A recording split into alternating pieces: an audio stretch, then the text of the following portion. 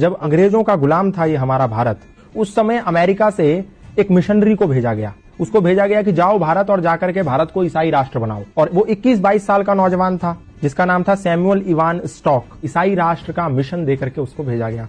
वो भारत आया, भारत में शिमला गया, वहां पर उसने एक तरफ से लोगों को ईसाई बनाना प्रारंभ कर दिया। जब धीरे धीरे काम चलने लगा तो अचानक से हिमाचल में प्लेग की बीमारी फैल गई। जैसे आज कोरोना की बीमारी फैल गई, ठीक उसी प्रकार प्लेग की बीमारी भी छुआछूत की बीमारी थी। लोग अपने परिजनों को छोड़ छोड़ करके भागने लगे। जैसे घर में किसी को प्लेग हो गया तो घर में छोड़ करके चले गए।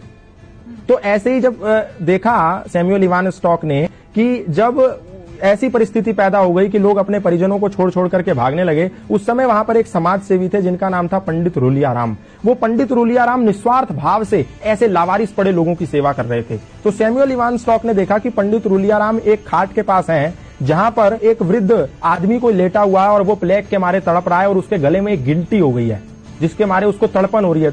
तो पंडित रूलियाराम ने क्या करा, एक कपड़ा लिया, उसकी गर्दन पे रखा और मुंह से उस गिल्टी को निकाल करके उसकी पीड़ा को खत्म कर दिया। उसका मवाद मुंह से निकाला। और जब इस दृश्य को सैमुअल इवान स्टॉक नाम के मिशनरी ने देखा, उसने कहा ये तो सेवा की अत्यंत पराकाष्ठा है, सेवा की उत्कृष्टता है। मैं जो सेवा के नाम पर लोगों को ईसाई बना रहा हूं, ये तो फरेब है, ये तो धोखा है, ये तो फ्रॉडगिरी है, ये तो षड्यंत्र है और ये तो निस्वार्थ सेवा है जहां इनको कुछ नहीं मिलना, ये मर भी सकते हैं, छूने पे लोग मर जा रहे हैं और ये उनकी ऐसी सेवा कर रहा है। उस समय सैमुअल इवान स्टॉक का हृदय परिवर्तन हो गया।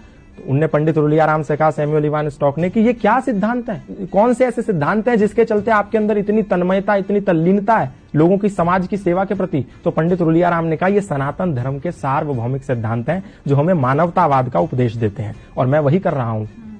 संगच्छध्वम संवदध्वम संवो मनांसि जानताम सर्वे भवन्तु सुखिना सर्वे संतु निरामया के सिद्धांतों को पालन कर रहा हूं। तो सैमुअल इवान स्टॉक ने कहा, मैं भी ये सनातन धर्म के सिद्धांत जानना चाहता हूं। तो सैमुअल इवान स्टॉक को पंडित रूलियाराम ने सत्यार्थ प्रकाश दिया, द लाइट ऑफ ट्रुथ नाम की एक पुस्तक दी।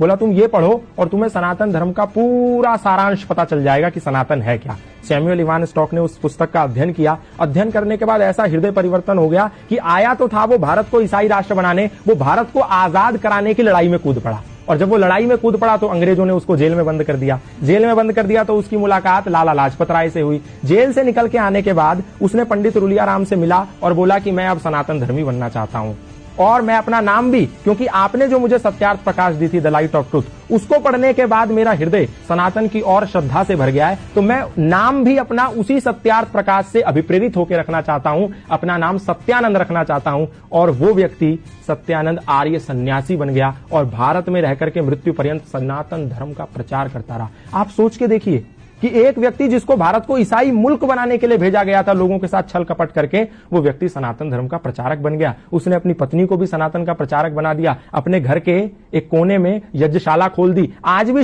हिमाचल प्रदेश में जाएंगे तो वो यज्ञशाला विद्यमान है। वहां उपनिषदों के मंत्र उकेरे हुए हैं उस यज्ञशाला में। उसके घर में आज भी वो भगवत गीता के श्लोक लिखे हुए हैं। तो ये प्रमाण है कि सनातन को कभी, ना उस समय, ना आज, ना आने वाले समय में कभी भी लोगों पर थोपा नहीं गया। ना तो तलवार के जोर पे, ना भय और लालच और षड्यंत्र के जोर पे। सनातन से लोग आए और प्रभावित हो गए। फादर कैमिल बुल के ईसाई मिशनरी थे, आए, रामायण से प्रभावित हो गए, सनातन धर्म का प्रचार करने लगे। बाहर से लूसी गेस्ट आई, सनातन धर्म से प्रभावित हो गई, भारत में गुरुकुल खोल दिया। स्टैनफोर्ड की एक महिला आई, भारत में आके गंगा के पास बैठी, साध्वी भगवती सरस्वती बन गई। एक व्यक्ति स्विट्जरलैंड से पैदल भारत आ गया, 4 साल 18 मुल्क पैदा करते हुए। कोई गया था उसके कंधे पर बंदूक रखने और उसका नाम हो गया बैन बाबा। ऐसे बहुत सारे उदाहरण है, मैं बताऊंगा तो समय कम पड़ जाएगा। सनातन को कभी भी किसी पर थोपा नहीं गया। लोग आए, खुद बन गए। मौलाना महबूब अली खुद पंडित महेंद्र पाल आर्य बन गए। खूब सारे मौलाना, मतलब इमाम मस्जिद के, खुद सनातन धर्मी बन गए। हमने किसी को जोर नहीं दिया, किसी को जबरदस्ती नहीं करी, लोग आए और बन गए। तो इसमें हमारी क्या गलती है?